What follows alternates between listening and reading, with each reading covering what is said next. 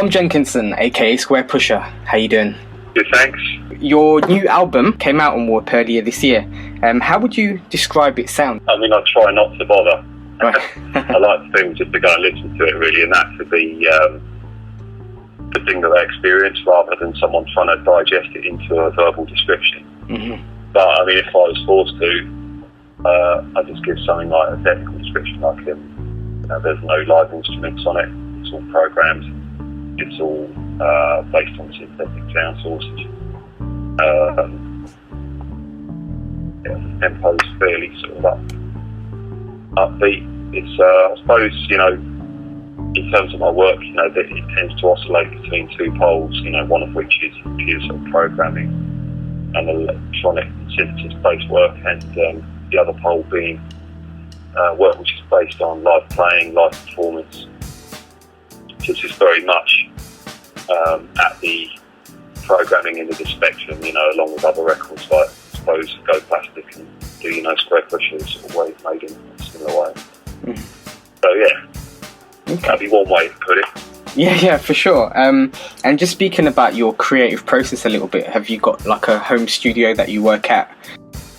Yeah, I mean, there isn't any sort of specific preference on my part, to be working either with hardware or software-based stuff. Obviously, synthesizer, no matter whether it's located within a analog domain or a hardware digital unit or synth software system, it's all obeying similar principles.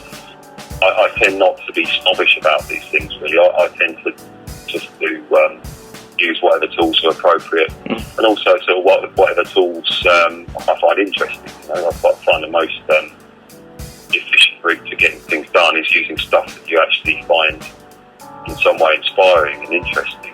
There are some, I suppose, advantages to software in that respect. Certainly in the way in which I work,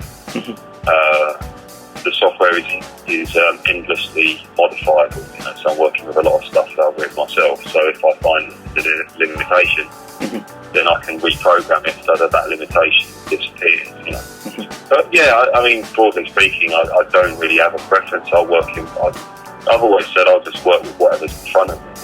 Like I don't really care. I'm not a snob about gear. I come from a situation, and years and years ago, where I didn't have any money, and music gear is not like it is now, where it's you can get software off the net for nothing and just get going on a laptop in a matter of hours.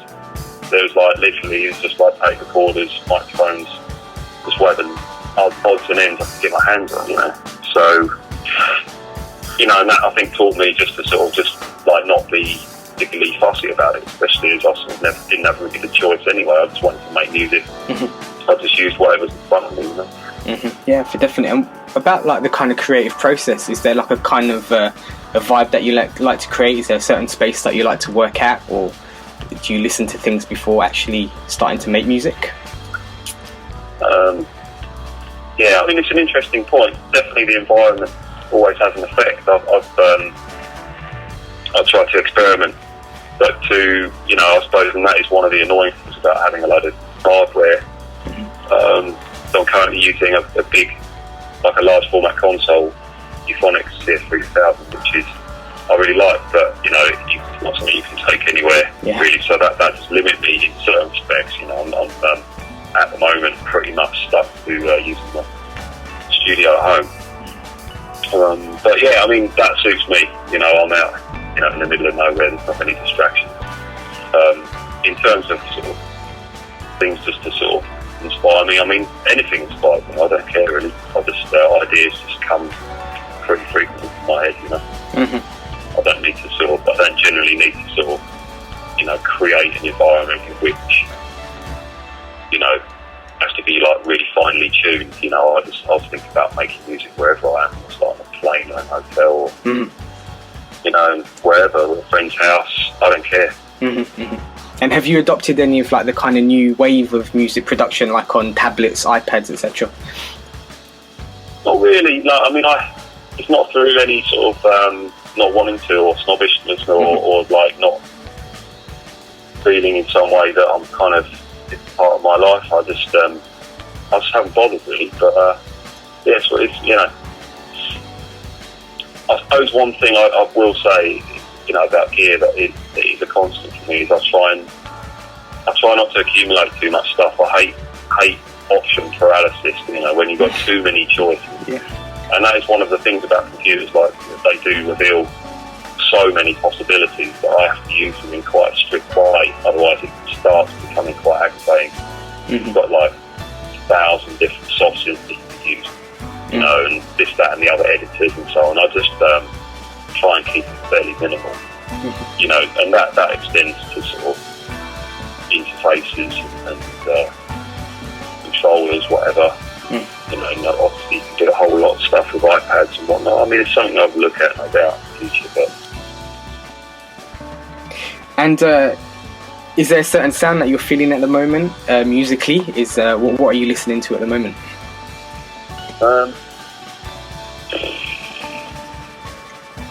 Hard to say.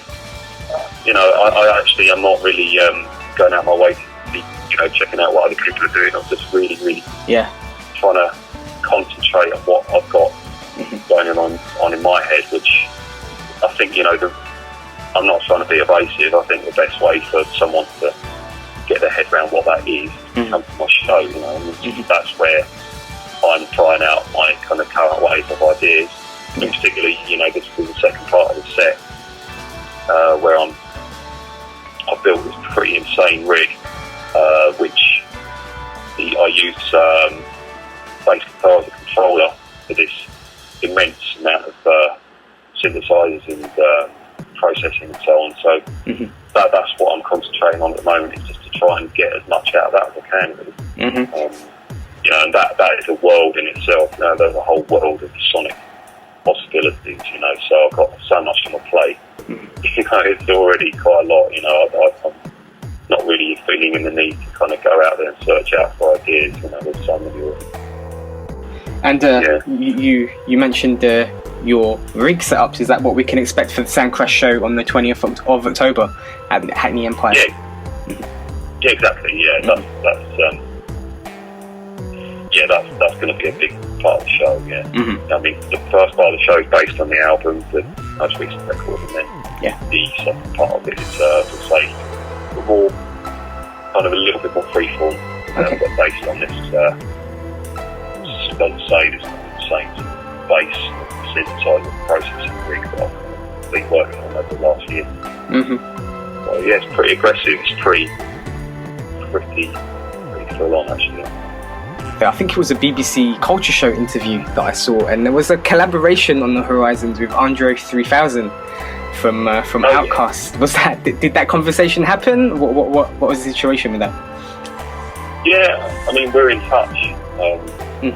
Obviously, that was a few years ago now, and it's just on by virtue of the fact that we've both got a hell of a lot going on, but that is yet to actually come to sort of fruition, or at least to the sort of extent where we've done something where we want to put it into the public eye. But no, definitely that is very much a live possibility. So I'm always a bit reticent to sort of describe things in advance of them reaching the public domain, because inevitably set up people's expectations for a certain thing, and then those people are battling with those expectations when they hear it. It's like, I didn't expect this. What is it? I thought it was going to be like this. I thought it was different from what I'm hearing. So I'm reticent to sort of describe it, but no, it's definitely on the card.